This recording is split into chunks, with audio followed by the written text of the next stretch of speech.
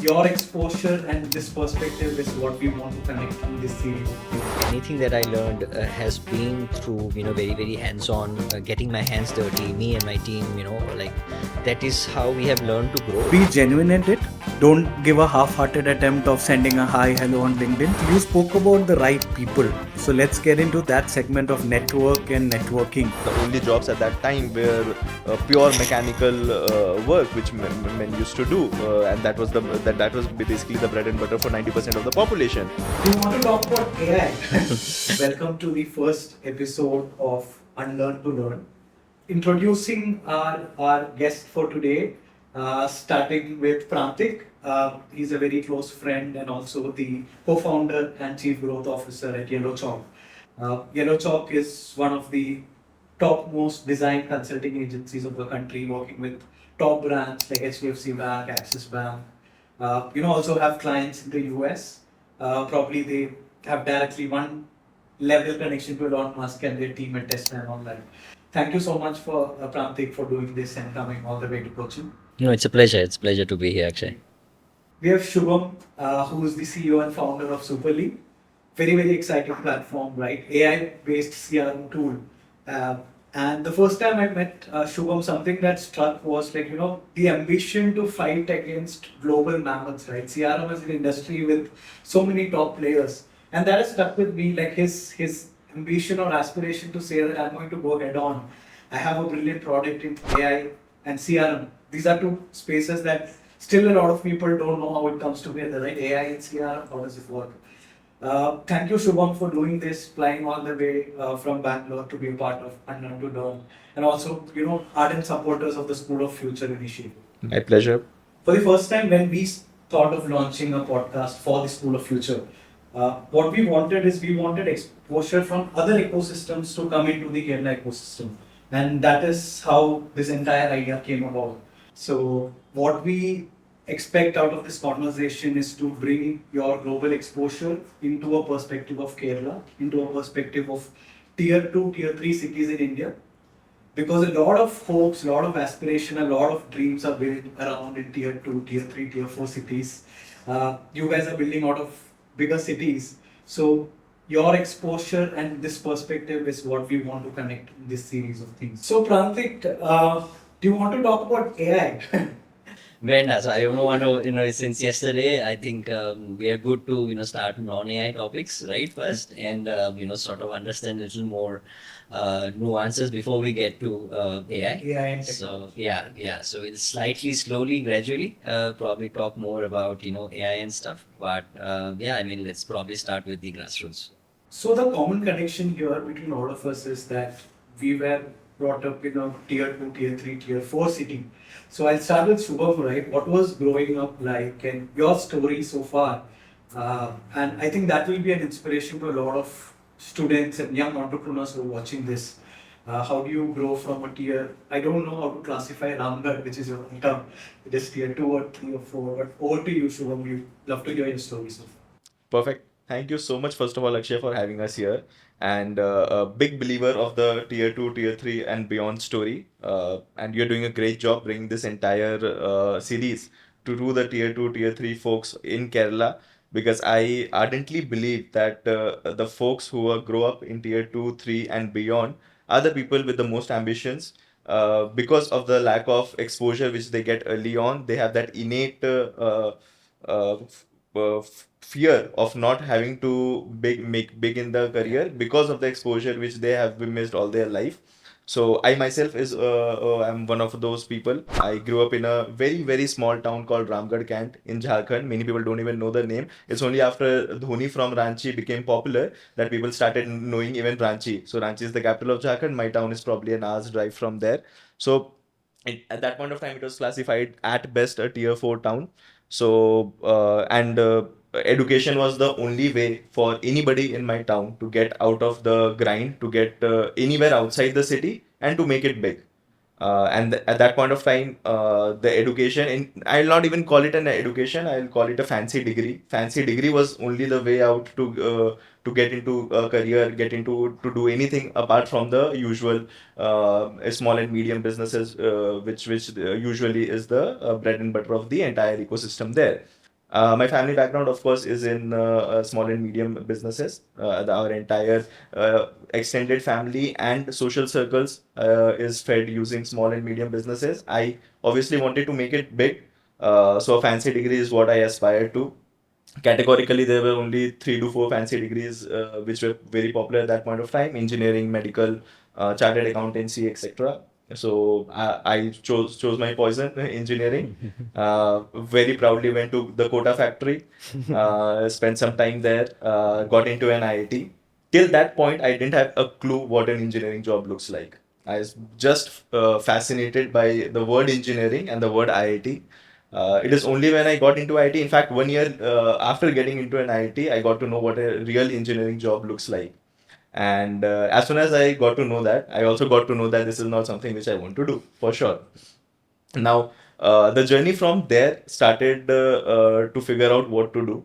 And fortunately, I ended up in a place in the tech scenes of Bangalore, which was my calling, which was not very intentional. A lot of serendipity happened in me landing up there. So the thing which I'm trying to anchor here is that a lot of landing up in my career has happened due to serendipity and not intentional choices. So we of course will discuss a lot about the problems of the education ecosystem. But even before that, I think the problem which people like me or people from tier 3, tier 4 cities face is the lack of awareness of education. Yeah. So education curriculum is of course a topic to discuss, but even before that, what is education? What are the different types of education? How to even approach an education, especially if you don't have people with fancy degrees, people have not gone to the best of the universities in the world in your immediate circles. So if your family has somebody who's gone to Harvard, then of course you have the best of the mentorship, right? But if you don't have that, then it's pretty difficult. So uh, because of my days at engineering, I landed up in the tech scenes of Bangalore. Today, I'm running a company called Super Leap. Super Leap, like you introduced, is a disruptor in the CRM space. We are reimagining a lot of things in the sales processes side, using AI and not using AI in some cases. I will talk more about that, but yeah, that is what I'm doing right now. Previously, I've done product management stints at companies like Ola and Unacademy, both very entrepreneurial journeys. In fact, both stints were the reasons why I ended up doing an entrepreneurship. Thank you so much. We lot to double click on there, right? In terms of what exposure does, networking does, accessibility does. We'll come back to that. To your story, Prantik. Yeah. So yeah, I mean, quick intro about me and my company, right? So Yellowstock Design, like you mentioned, is one of the top, design studios of the country. We have been at it for about 10 years now. We've intentionally being strong. Use the word intentional because we had at most times, right, the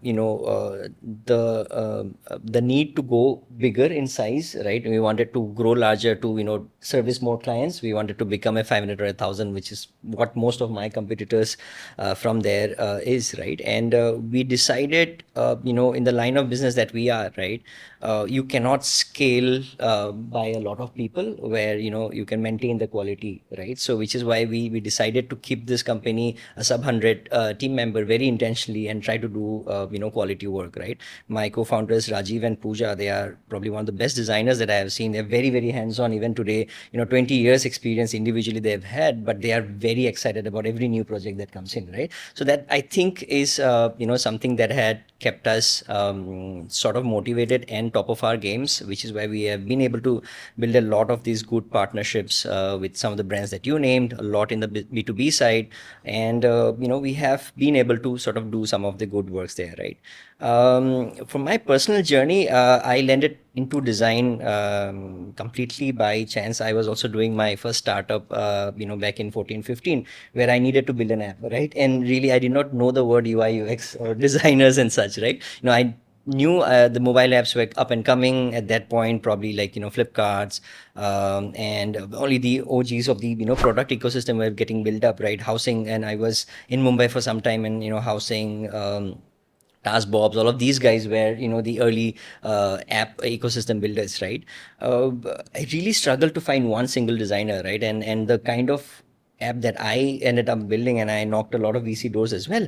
But failed. I was in a in an incubation in London, for the idea, but really with the product when it got to build, right? I was actually building it with developers, right? I realized the need of a design system missing, right, in a lot of these products being built back then, right, about 10 years back now, and which is where obviously the startup did not work for multiple reasons with besides product, but I realized the need of design as a system, right, design as a skill that was really missing in the Indian ecosystem, because I had my cousin who was actually a UI UX designer who educated me more about design, was working with a couple of startups in San Francisco, and that is where I realized how far ahead they are in the system, right?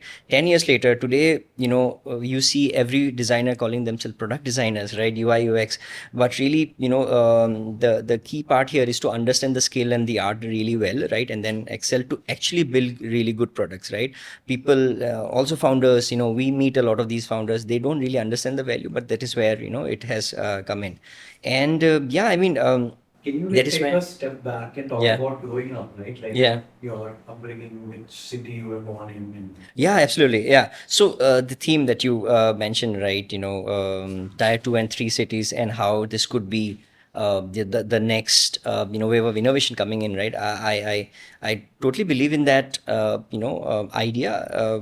For me, the kind of discussions I've had, and I second Shubham on that, right? The ambitions and the kind of mindset that tier two, three cities people bring is a lot different, right? So I'm a firm believer of the future of India is in tier two, three cities, right? And I think today more than ever, the next wave of innovation is going to come from there, right? I was born and brought up in a city called town, in fact, called Jorhat in Assam, right? And that is about 350 kilometers away from the central hub of the northeast, not just Assam, right? It's just one place that Guwahati had all of the trade and activities happening. Um, uh, uh, Fortunately or unfortunately, I was actually I got into a boarding school which is about 600 kilometers away from my hometown, right? I got pushed into an environment where I went to Sainik school in Golpara, and that is where essentially I saw the world as it is, right? I saw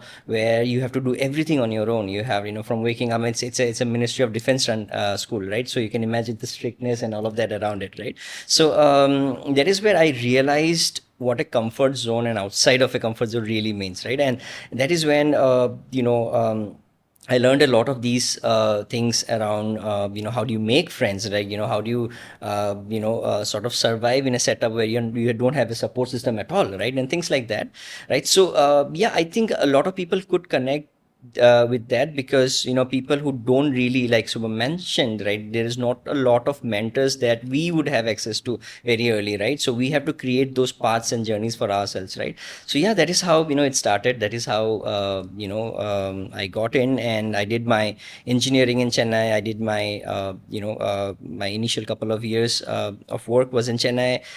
Moved to London, with my first startup, and then came back to Bombay, stayed there for a year, came back to Bangalore, and that is when about last 7 years now in Bangalore has been all about tech and collaborating with tech founders. So yeah, a lot of journey we will probably unpack step by step, but yeah, that's where it started. I think I want to take a cue from his getting out of comfort zone, right? So from Ramgarh, from Kota, what was the first instance where you felt like you're not comfortable? Maybe like once you got into an IIT and you saw a bunch of city kids coming in, they're speaking like crazy English, their exposure is massive.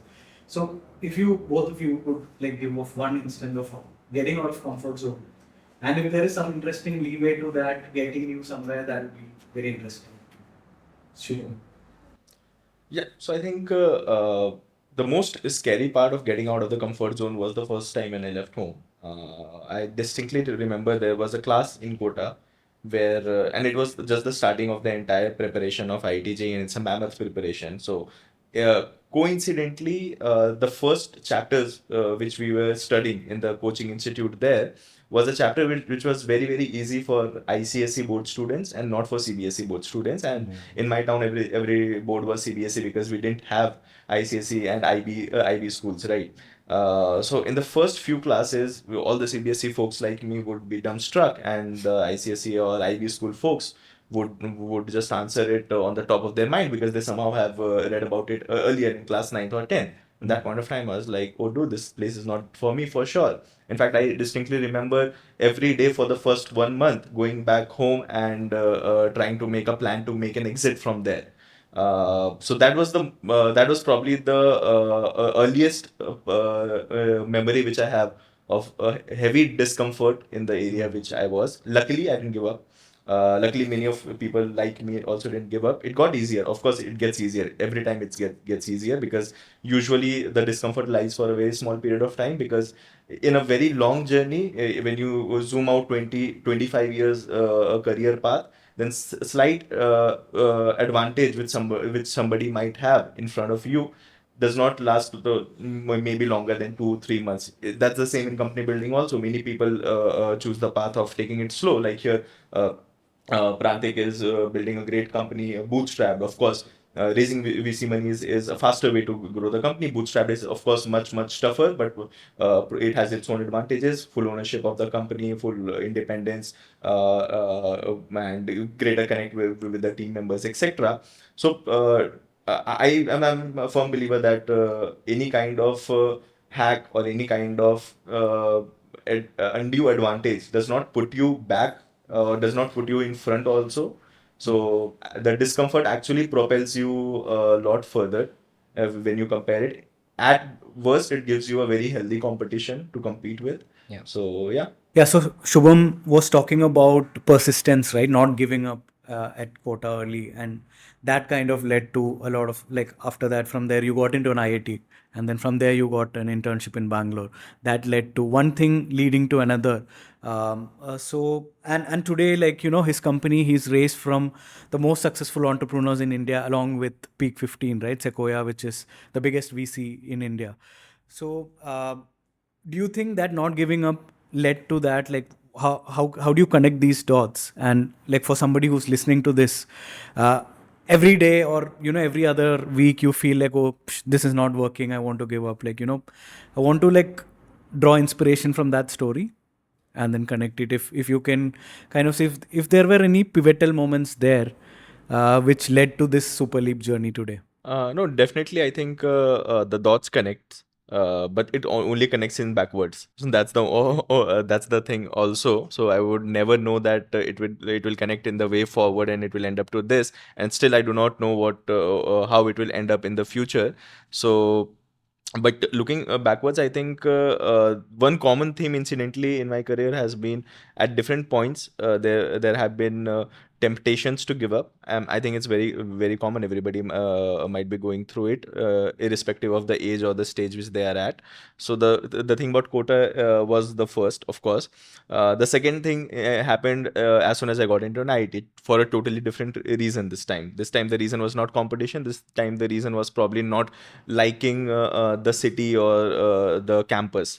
Wanted to go into a big city. So when I got into IIT, my IIT was in Banaras, IIT BHU Varanasi. It recently got converted into an IIT, and I was probably not happy there for the first month. Always wanted to go to a big city like Bangalore and wanted to go to a private college in Bangalore. So for the first 1 month, was making plans for exit. Fortunately, didn't do that. Would have been the biggest mistake of my career for sure. Obviously, IT opened up a lot of doors in terms of networking, in terms of mentorship, in terms of sheer advantage, or in many cases, unfair advantage also, very honestly, in jobs, in the first job, then in succession. Till date, I know people who are 20 years into their career and just the name of the college which they went on to, if it is an Ivy League or a very reputed college, gets them into rooms which other peoples would not even have the chance to get into. So obviously the dots connect forward, but I think one common theme has been just to keep at it, because it takes longer. Special things takes longer. Uh, However, it also comes with a disclaimer that you should be on the right path. So staying on for a wrong reason or a wrong path will do much worse for your career as well. So the awareness of yourself being on the right path is there, but once you have that, I think it will definitely take longer. It will not be an easy, and if it is easy, it will not last longer. So is what my understanding has been so far. So, Prantik, what is that one instance that you had to go out of comfort zone, and what did it end up being? So, similar stories like Shubham, right? By nature, I'm a little, I was introverted, right? I generally, in school and college would not like go out and make friends very easily, right? But somehow, touch wood, I have always had the best set of friends. Somehow I attracted the right set of energies to, partner together, work on a lot of different things. In this process, right, I've in this process I have sort of understood how and what comfort zones are, right? For instance, right, I'll just give an example. In my first job, I was asked to make a lot of cold calls, right? And essentially to a market which is non Indian, right? Essentially, they are English speaking customer base, right? And I dreaded that idea, right? You can imagine, probably any kid, right, who's introverted, first job, and you are asked to sort of make calls to explain your product, your process, and all of it, right? And in hindsight, that is the best thing that I would have done. I would have probably made thousands of calls, right? And every time, I would hate every time I would pick up the call and do an introduction and then, explain things, right? I would hate it. But that process had developed so much of confidence in me to sort of introduce myself or my company or anything to today the biggest founders, right? I mean, relatively speaking, right? I mean, it gets a lot easier than how the first experience is, right? So I feel these instances, right, there are plenty and plenty of them, back from the school days where essentially getting up very early in the morning, right? I mean, I would probably wake up like the last from the three siblings we are, and I am supposed to be up and in the field by 5:30 in the morning, right? So these are all those small instances that when I look back, right, when I look back at my journey, I am filled with gratitude because these things happened to me by chance, right? And that had led me, things that had led me to be the person who I am, and I would credit it every time I took the chance. I did not step back. I did not not do it, right? Every time it felt like a mountain to climb, but it was something that was the right decision. Like how Shubham said it, when you're in the right direction, right, you would just go and be at it, right? My LinkedIn bio also says that I may not be the smartest person in the room, but I would generally be the last one to give up. Statistically, it's not a great idea to be always 100% of the time be the last one to give up on things, but I really believe that until the last breath, you should be at it, right? And that's the attitude where touchwood, this bootstrap journey had survived. Touchwood, the business had survived. We have seen so many lows. I cannot even tell you. There are days where we've run this for 10 years and not a single day we have delayed a single salary from the day that we have committed. And I mean, who am I kidding, right? You guys would know, right? It's very difficult to have that serving 100 people and the salary when there are like lot of nuances involved in terms of cracking it. So yeah, I mean, those things are essentially what I really credit it for. Yeah. Okay. Again, like building the connection with experiential learning and all that. Again, to Shubham, you said, unfair advantage of being in an IIT or so. One question is what do you remember out of IIT, or who was your favorite professor, or what is the curriculum? Is it the curriculum that made that journey extraordinary? What makes it extraordinary? And then Prantik, I'll come to you regarding exposure and networking. Oh, that's a thinker. Uh, so definitely, curriculum is not something which I remember for obvious reasons. And to that point, I do not remember any professor for curriculum. I remember one professor who was very kind enough to let me go on an internship which was not at all related to the field of study, instead of attending one extra course during that summers. Now, looking back, the advantages which I would have had by attending that course is nowhere close to the advantage which I had by coming to Bangalore and doing that sales internship. It was a sales internship. I had to go physically meet people and try to sell the product, something which you would not expect an engineer to do for sure. But I wanted to do that because I just was just fascinated around small tech businesses. So I remember that professor. I'm still in gratitude to that professor who was gracious enough to allow me to go do that internship instead, sales internship, instead of attending that course, and also gave me good marks to pass into that course without having attended the class. So incidentally and ironically, that is the thing which I remember the most. Curriculum, of course, since I'm also not doing the job which I would have done if I would have pursued engineering. So curriculum, of course, by definition, is not something which I was very fond of, or I remember. But looking back, I think that's what unfair advantages mean, because you get opportunities which you otherwise do not get. Because of course, it was because of my college that I got that internship in the first place, because otherwise there are hundreds of better people poised to do that sales internship than me at that point of time. There are specific schools for that, there are specific colleges for that, MBA colleges for that. But the only reason I got that internship, which paved way for, let's say, the future internships, and then eventually the job, and eventually the company which we are building right now, is because of that unfair advantage. And that is also something which I believe the education system does well, not on the curriculum side, but on the selection bias side. Somehow the Indian education system is very good at selecting the top cream. Or by no means it is the indicator of only the capability. It is also an indicator of luck and serendipity.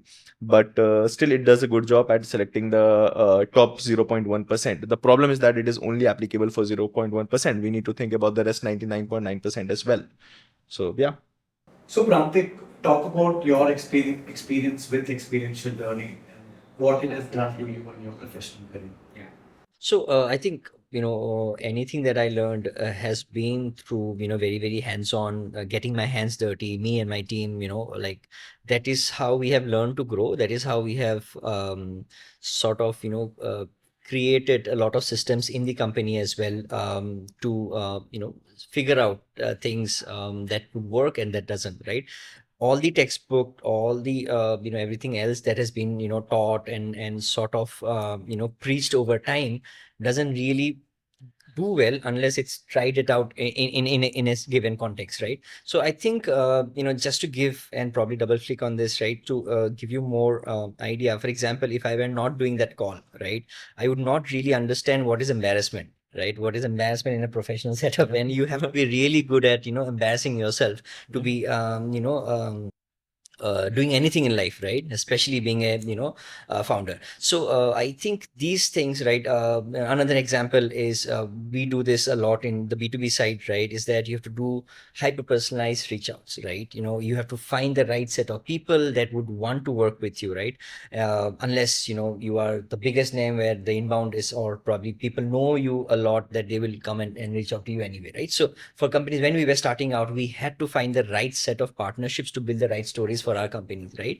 So there's a boring part to this where you have to identify these people, make the data rich. Today, I think the tools are doing a pretty good job. Clays and all of that are enriching that. But back in the day, you have to do a lot of research to find, who's the right person that would be the right kind of opportunity for you, right? If I did not have that experience hands-on, right? If I did not actually look at every name, the signal, and the source where it's coming from, how to enrich that information, where do I get in touch with him? An email or a LinkedIn or a phone message or a call, I would not really be able to guide my team members to exactly replicate that playbook, right? So things like this is something you learn over time by doing, right? And that is for probably a very may not be very contextual in today's setup. Today, the jobs, the kind of work that's relevant demand a lot more, or a lot different than how it used to be, right? And which is why I am advised not to speak a lot about AI, but the reality is that you have to be that person where how to use a good AI system with you. You have to be agentic in nature for you to be of value, right? And if you're not, essentially the jobs or the work that would be required by the industry, you may not be the right person to be doing that, right? So yeah, that's how I look at it. So you spoke about the right people. So let's get into that segment of network and networking. Especially when you talk about a tier 2, tier 3 and beyond context, that is an area where we have bunch of smart people, right? We have talented guys who have the right work ethic, who are ready to burn that midnight oil and get things done. But sometimes this becomes an unfair balance when they talk about network and networking. Let's touch upon that point, starting with Shubham, right? You have raised funds from the biggest names in the industry. So again, tying that back to a tier four Ramgarh boy, talking to the biggest names in India and raising millions of dollars for a new product. Yeah, so very rightly said. Hard work, especially in an area like entrepreneurship, is only 50%. 50% is working with the right people. It's not only about the people who you raise from, it's also about people who you hire as your early team members, people who you hire as your mentors, people who you give advisor equity onto the board and stuff like that. All comes from networks. In fact, every founder here, Prantik, and you yourself would relate to it that 80% of the job of a founder is to figure out good people to work with in any capacity. It can be a investor on your board. It can probably be a advisor and independent director, or probably a mentor, or somebody who just you brainstorm with at 12 o'clock in the night on a Friday or a Saturday night, or probably your first key hires. So in totality, the best of the entrepreneurs I know have a very strong grasp on people and people management, and that inherently comes from a very good networking skill. That inherently comes from connecting with people on a very personal level. I personally have had the advantage, or probably have the fortune, of working with extremely good people as my bosses before, as my mentors before, who have then come on to our cap table as investors, who have actually opened a lot of doors with us. The good thing about working with good people is that once you work with them, and if you yourself are capable, they always open a lot of doors for you. And we ourselves to talk about it all the time, Akshay, of creating opportunities for each other, for your school of future, you for super leap, etc. So that is the thing, you don't even have to ask for it, and people still by the emotion of paying it forward, they do that because they know how hard it is to get to a level where they are at. So Shubham, where does somebody start from? Right now, you're talking to the top. So what is the starting point for somebody who's listening to this podcast? What are the rules of networking? What are like the basics? Should I like send in messages on LinkedIn? Should I? Because sitting out of a tier two, tier three, that physical proximity is not there unless you travel for networking events and all that. How do they do it? See, I think events or one-off introductions are the worst way of networking. It is actually not networking. It is just, for lack of a better word, time pass. Real networking happens when you provide value. No networking, no substantial networking will happen if you do not give value to the person. Everybody seeks value, and nobody would give value to you if they do not either get value or see at least a potential of value. So the worst ways of probably networking is to just message somebody who you know, who then knows a third person that, okay, sir, can you please connect me to this, without any context or anything. So I think you have to give value to the person, and now that value, for a start, it's a cold start problem, because somebody who's just starting their career, how do you give that value? Today, fortunately, I see a lot of young people being very enthusiastic about it. In fact, we at Super Leap, we get a lot of applications where students in colleges or professionals early in their careers go the extra mile of creating a problem statement by themselves, analyzing what we do, analyzing our social media activity, analyzing our press releases or our client stories, etc., and going that extra mile of creating a case study for us, or creating a small AI capability on the platform and sending us that application, and then try to work with us, even if not for a job, just for a way to get associated. That is the good way to go about it.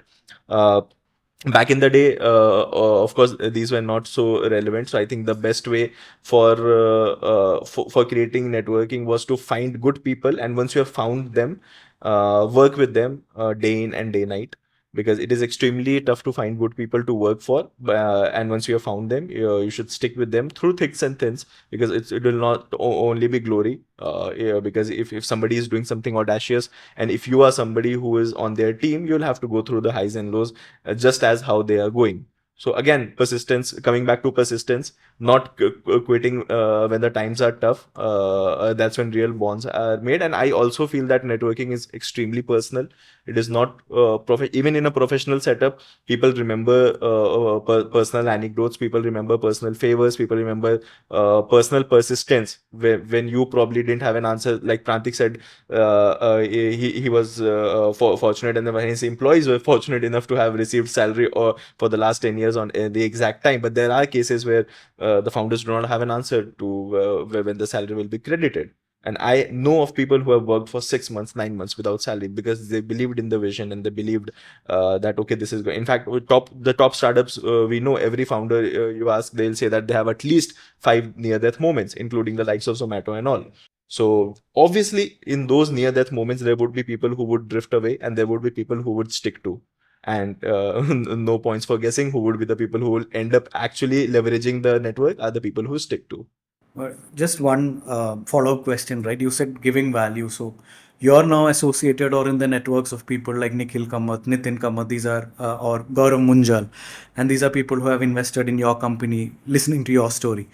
What is the value that you give to them, right? Like if you think from a layman's perspective, they are like who's of who, like, especially Zerodha's story, they've built like billion-dollar companies bootstrapped. And so as a Shubham who's starting off Super Leap, how is it that you're able to give them value? I hope to give them value from the returns which we'll make through the company. So this is probably a perceived value invested in the future, which I hope to give it to them. So, and that is probably the promise which I have made to them through our company. Me and my co-founders have made to them, and this is probably the story which they have bought into, and I very well intend to keep that promise. Prantik, your take on networking, and because you have massive network across the globe now, working with so many founders and products. I think you worked with more than 250 products across the globe, right?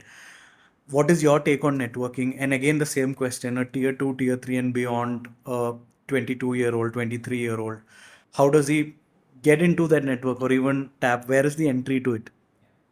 No, I think it's a very important question for especially, the younger generation, right? How do you tackle this? Everybody talks about networking, right? How do you tackle this?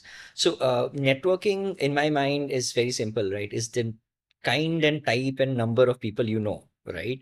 And how do they perceive you? Do they perceive you of, are you a likable character? Are you a trustworthy character? Are you, someone they admire, right? So things like that is what a network consists of.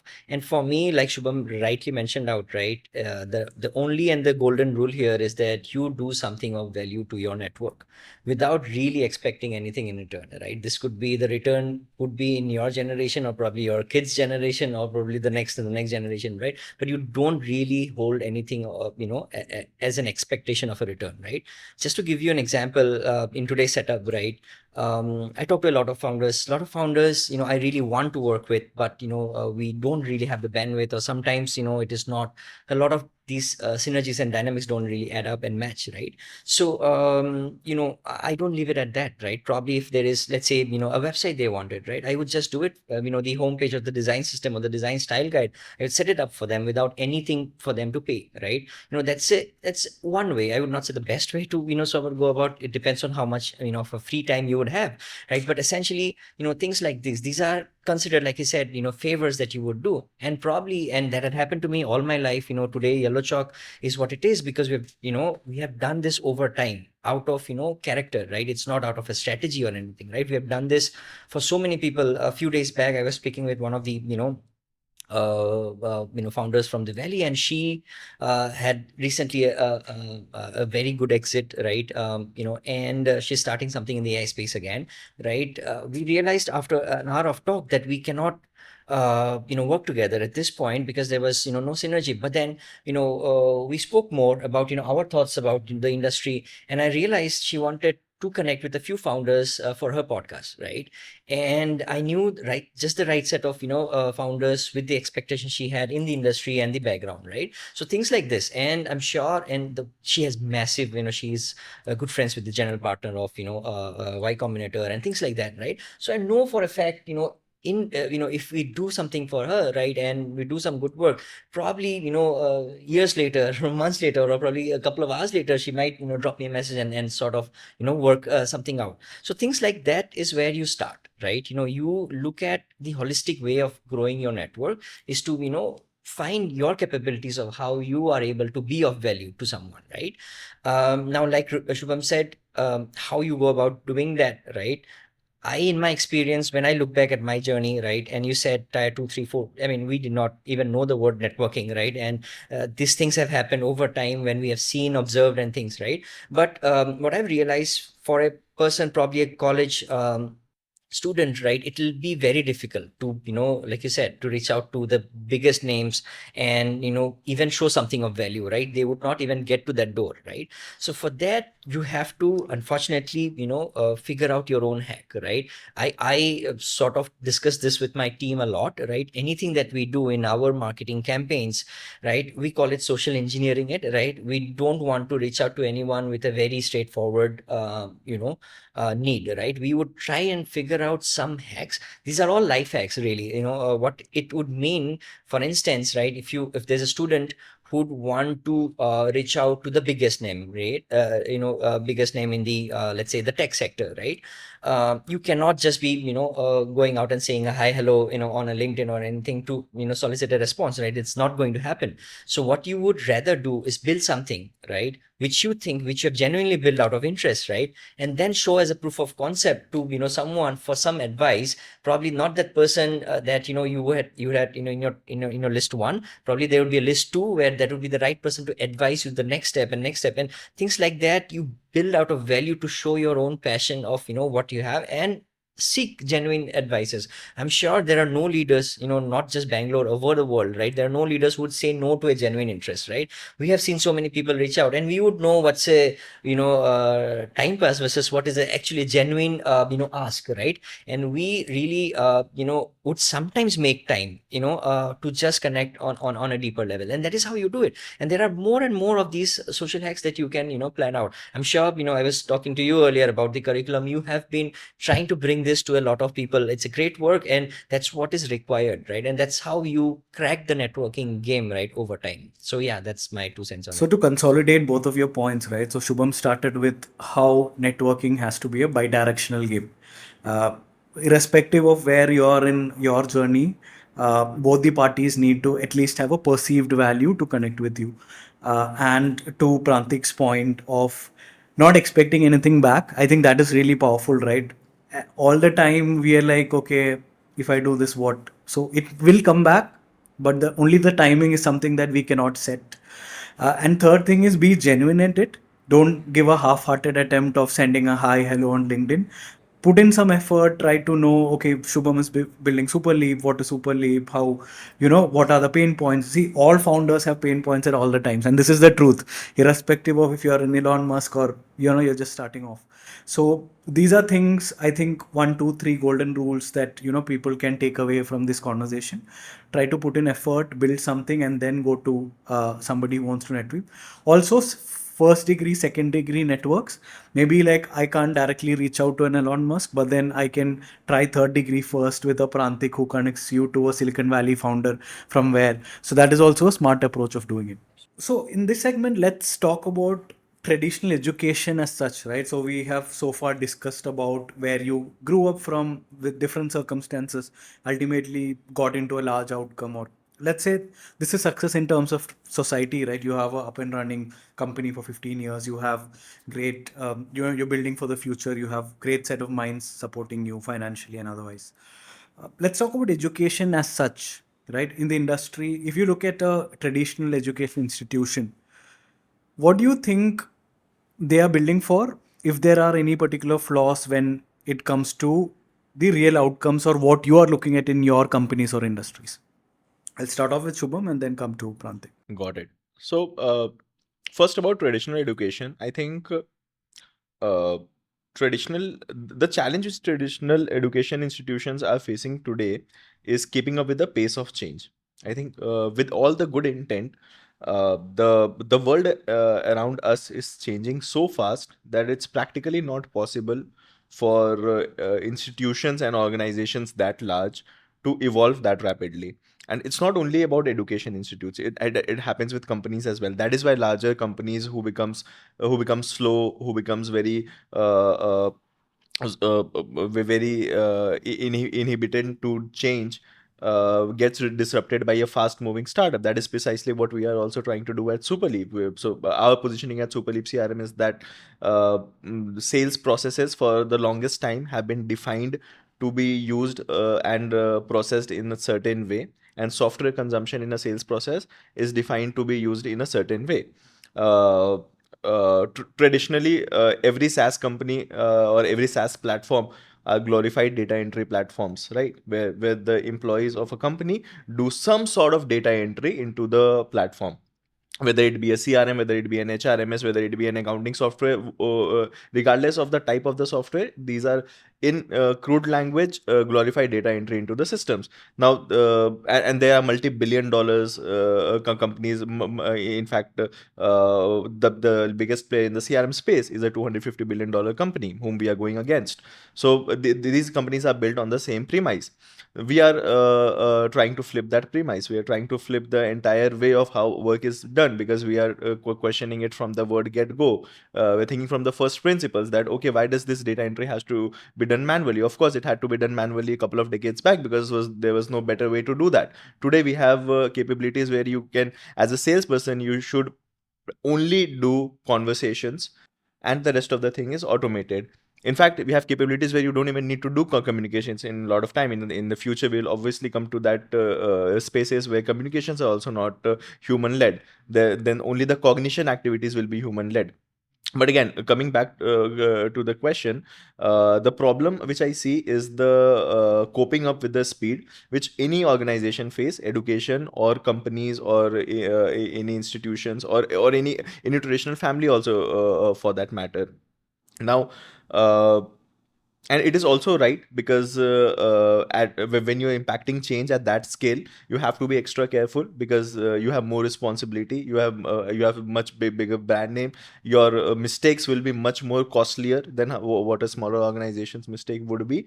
But having said that, it does not negate the need for change. It of course needs to be changed, and I think traditional education institutes today are trying to play catch up a lot. Where the good things which they are doing, again, like I mentioned before, is the selection bias which they are doing. They are able to select the correct people for the education, and they're having a broad set of curriculum which can help them with the very basics of things. But the practical knowledge today, because the world has changed so fast, the classroom knowledge does not really help in the outside world. At best, it just tells you that, okay, out of the 100 people, these are the top 2 or 3 people whom you should work with. But again, the problem is that it is only applicable for those 2 to 3 people. We as a country need to think about the rest 97, 98 people as well, and that is where a need for a modern education, more groundwork oriented education system comes into the place. Rantik, what is your take on what the existing situation of education is? Yeah. So, I have been trying to like look at the movements, right? And I'm coming from a very analytical, background, right? It's essentially today it has become so much easier to sort of look at multiple data points, reports, and everything, right? The biggest source that I would probably like point out is the Trends of AI report that very recently came out by Mary Meeker, right? We'll put that link probably later down as well for people to play around. But essentially, what's happening is, and this is mostly global data, right? Where let's take US as the most advanced of the nations in terms of infrastructure and AI and in education and all of that, right? What people are figuring out is that from a student cohort perspective, right? So usage of AI is 92% up, this year compared to the last year, which was 66%, right? In student use case, but only 36% of the students actually say they get institution support, right? The traditional institution support to actually develop any AI skills, right? This is, I mean, UAE, for example, is doing a great job making it accessible to all of their citizens. But essentially, adoption versus support, from the grassroots, it hasn't caught up in an advanced economy like that, right? Like the US. But when you look at India, I mean, we are also up there in terms of consumption, right? We are using Gen AI as much as the Chinese and the Americans, right? Everybody is using ChatGPT these days. Yes, yeah, and student cohort is not any different, right? We have a very high adoption rate because things have become so much cheaper to with the token size and everything, bearing the technicalities, but essentially adoption is only going to increase. While if I have to guess, and I was trying to search some data in Indian context, but I would probably guess it is in single digit, right? So which tells us that bigger institutes would take some time at the least to bring in what is very very necessary today, at this hour. I'm not even talking about next year or the next year, right? So we are looking at a lot of companies. I speak to founders, probably 15-20 of them a week, right? And these are serial entrepreneurs. These are founders who have backed multiple companies and things like that, right?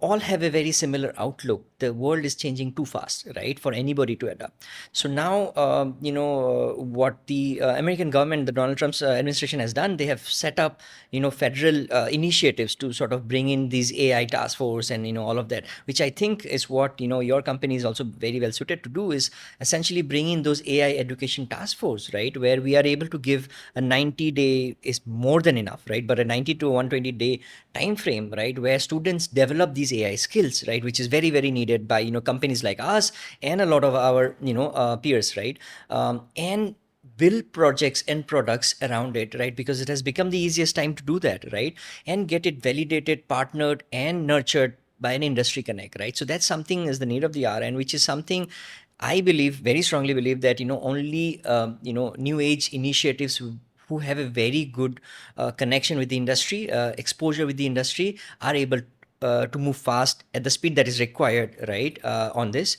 compared to a traditional education system. So yeah, those are my thoughts. So, what I'm hearing is AI is going to take away a lot of things like automation and all that. So, human layer is going to be built around like problem solving, critical thinking, and things like. Do you think these are things that we can be taught in classrooms, like in our traditional systems, right? If you look at any college or university, they have a classroom. There are 100 kids sitting. There is one professor. So these skills that you need to flourish, I'm not saying survive, to flourish in the next era of workforce. Do you think these are teachable in the current traditional classroom methodologies? So I'll go first on this. So I really don't think any setup is the best setup to bring the skills out. You have to be curious by nature, right? You have to have those meta skills where you are able to grow that. Right now, absolutely, you would need probably a degree or whatever you are doing, right? Does not limit you to learn something new, right? For example, the initiatives that I saw your School of Future is trying to do, right? These are additional supplements that needs to be taken with your meta skills, that is your own ownership, right? And that is where is a good premix of things for you to be ready, right? You're absolutely right. Even in the design context, for example, right, there's going to be very very interesting set of new use cases that is going to come, right? Jobs are not going to vanish. 100% of the jobs are not going to vanish overnight, right? But these are going to change, right? And only people who will adapt to the change are people who are curious, are the hustlers who are able to sort of understand that, right, and then take advantage of it. We have seen that over historical context, right, when the first computers were built, right? I mean, even probably Turing could not have imagined it to be such a like interface that we see today, right? 5G internet, any part of the country, anywhere that you go, you can literally take your phone to your bathroom, right? And when we were actually doing assembly line coding probably in the 90s 80s, who would have imagined it to be a such a portable mobile device? The best brains would have missed it, right?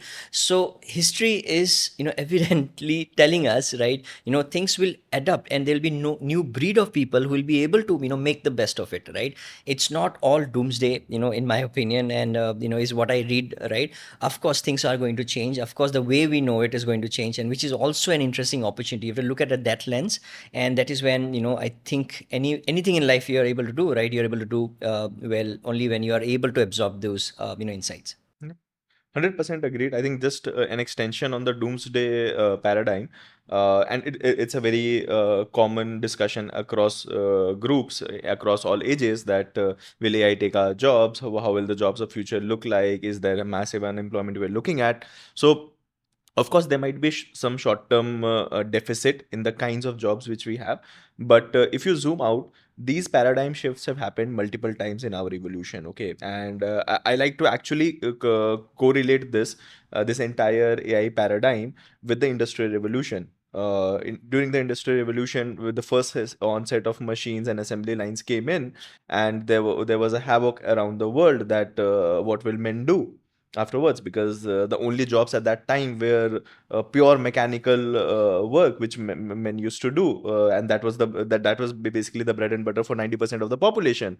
But nothing happened. In fact, we got into better machines, we got into better production line, we got into better efficiency, people found new jobs, and that's how evolution happens. So this is just a stepping stone in evolution. It just might be a temporary impact on employment. At best, one or half generation will be impacted into it, and that also can be mitigated if people are fast enough to change. People who have a curious and a learning mindset, like Pratik mentioned, they'll be able to adapt to it very well. But more than fear, I think there should be excitement about what the jobs of futures will look like, because it will definitely be of higher quality. Like you said, the human layer will again move and historically we have seen the human layer shift away from the crud work to the more cognitive work of a job.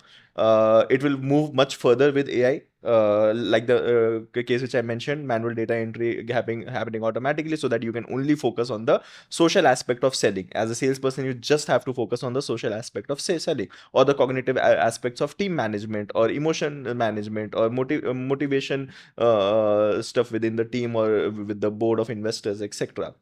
So that is the viewpoint which I share, and that is how I probably want to relate it, the entire AI paradigm with the industrial revolution. Coming to the question which you said about how these skills, and are these skills even teachable, trainable in a classroom? I think not a traditional classroom for sure. Evolution needs to happen in the classroom as well, and it is not just the classroom which will help drive that innovation. The loop has to close with the industry as well. So the classrooms which are very tightly coupled with the industries needs to come together to train the students and give them exposure and give them the correct set of mentorship to make them ready for the future, which actually the intent of the School of Future also is. For example, at Super Leap, our our average age of the entire team is much below 25, and the best of the input and the best of the output also is driven by people who are as young as 22 or 23. Now, of course, they have more energy, they can work longer hours, but I think that is not the only reason why it is happening. A very big reason why it is happening is because our team at Superleap is superbly trained to use AI tools to the maximum of their capacity, whether it be in coding, 40% of the code base getting written by AI, to PRD, product requirement or a business requirement document, to even the emails which needs to be sent, or even the updates in the WhatsApp groups needs to be sent, are all not entirely delegated, but at least helped with using the AI tools of choice. For example, in our company, we have a standing policy that you can reimburse certain amount of money every month for every person if they're spending on the AI tool. No questions asked. Even if you want to use multiple tools, you can do that. So companies like this needs to come together with institutions who promote these kind of partnerships and these kind of teachable moments to make the future workforce ready with the clear intent of excitement, not fear. So at the School of Future, we are building like a cohort of 50 students, right, based out of tier 2, 3, and beyond. And as company owners or as operators, what would be the two skills that you would be looking at to from our batch of students, right? Okay, these are the two skills that are must have to, start working with a super leap or a yellow chalk. And let's call these the super skills for the future, right?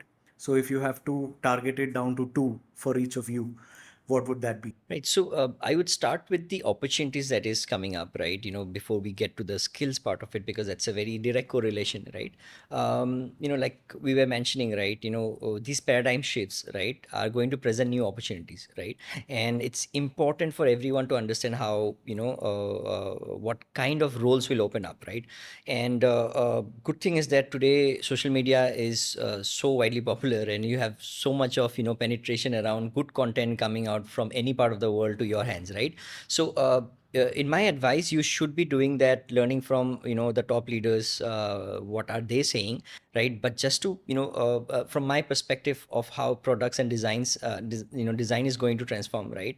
I would like to put that back into interfaces, right? UX is going to play a very, very crucial role, right? Like you said, the human part of it, right, is going to be of utmost importance, right? I was speaking with a few clients earlier as well today, right? And it all comes down to this, right?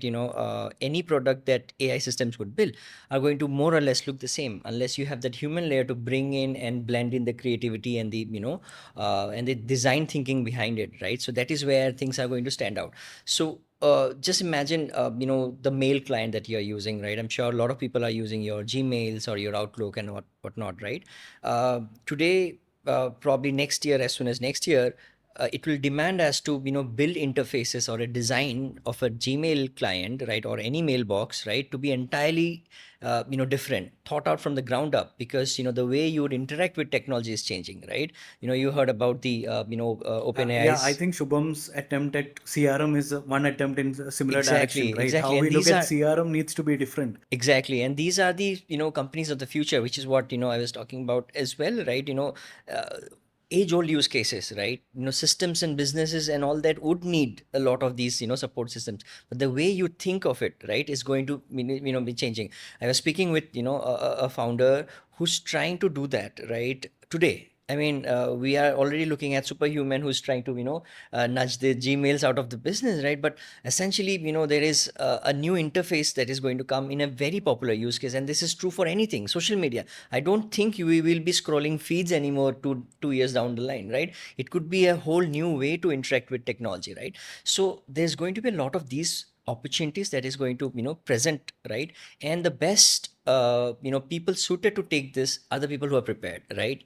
And which is where I think your next question around skills to be built, right?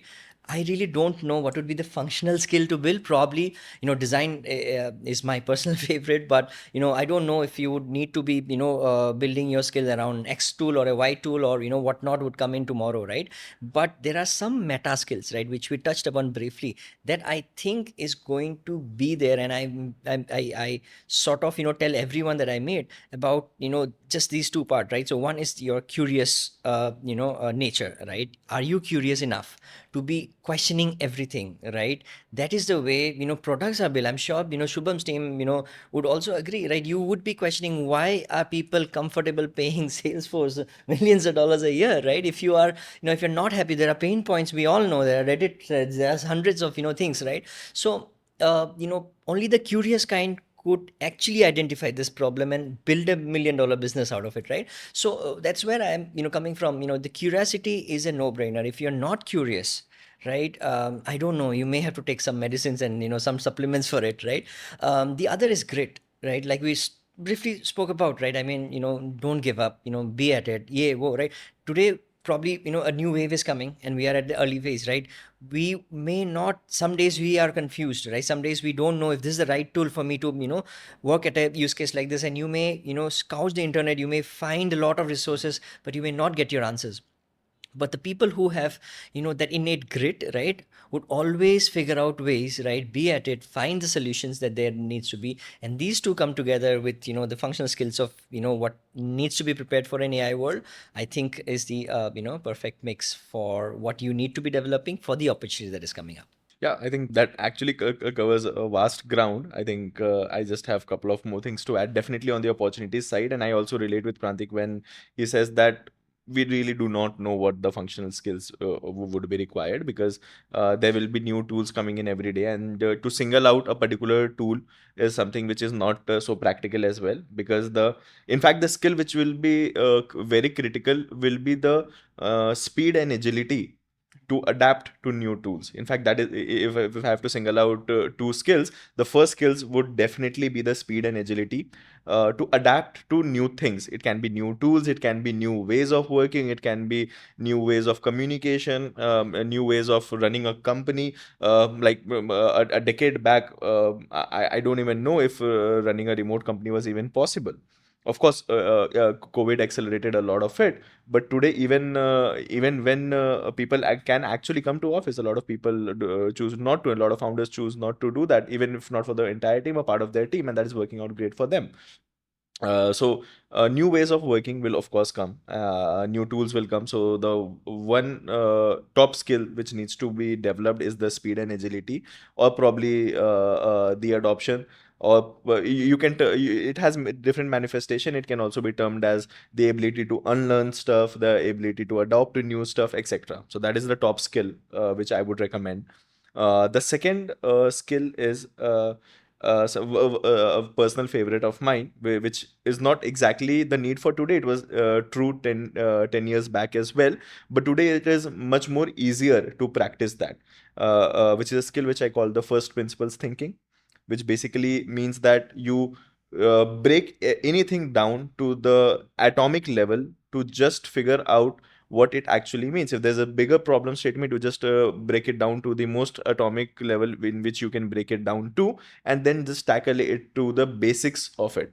Now, uh, 10 years back it was tough to do that, because while you were doing that, you need to think of 10 other things, that okay, how will this manifest. For example, in product management, if you try to single out a problem statement to the granular level, you still need to think of other things, like how this will turn out to be a solution, how I will give this requirement to my designer, how the designer will make the prototype, how it will go to the developer, how the testing and all will happen and all.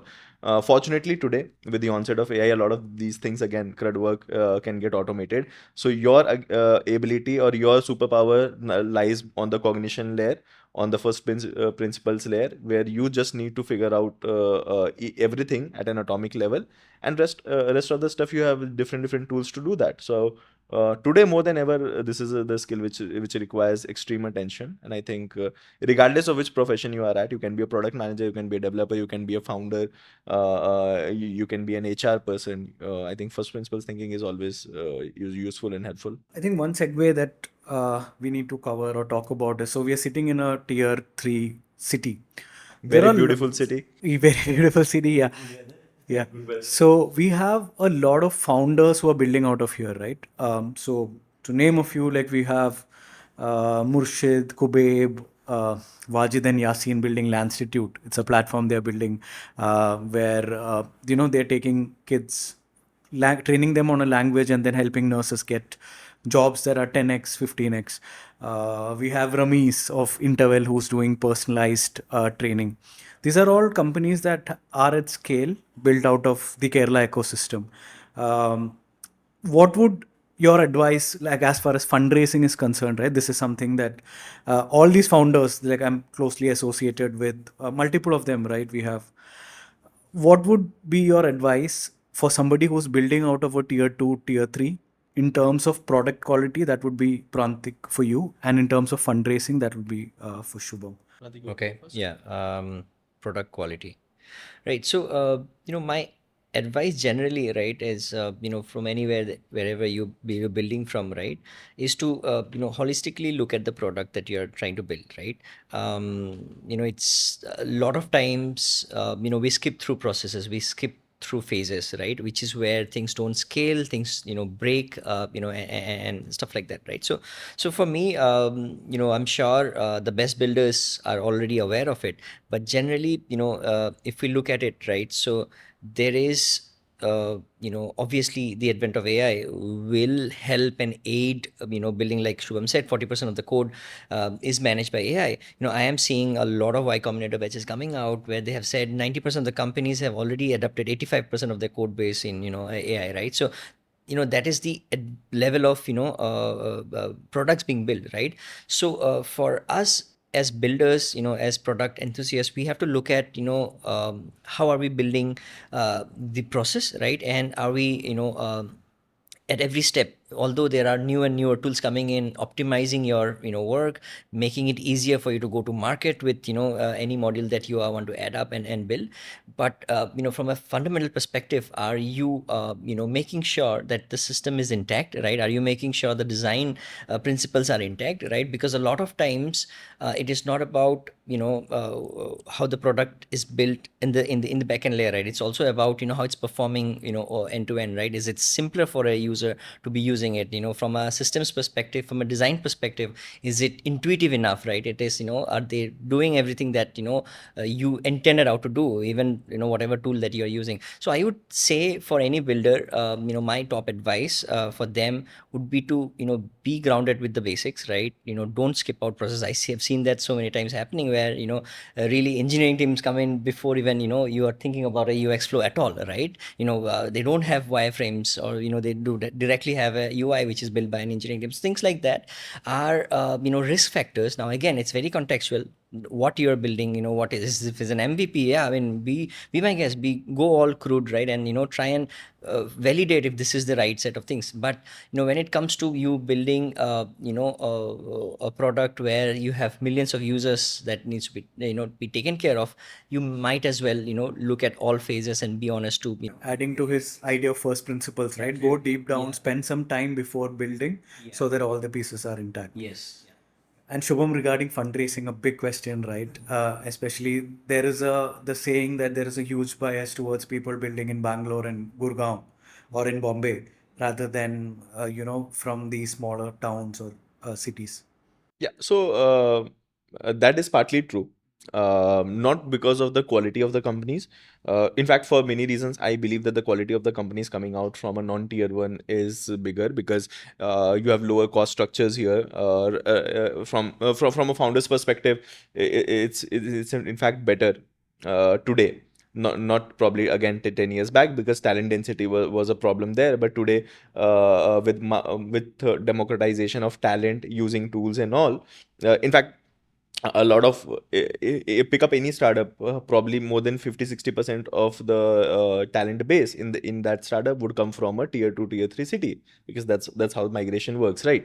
So from a founder's perspective, I think setting up a base in tier 2 or tier 3 is in fact good for the health of the company, because the cost structures are much lower, right from office rent to, let's say, the salaries, to, let's say, the cost of transportation, or anything, cost of living, etc. Everything is much lesser, while you are building products, especially tech products, which does not even have any relation to where you are building out from.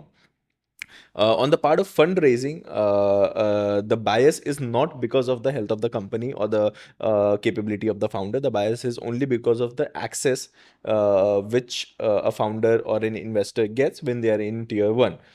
Now that can be solved using multiple ways. Obviously, there's a cold start problem, because you have to be there to get it started. Okay.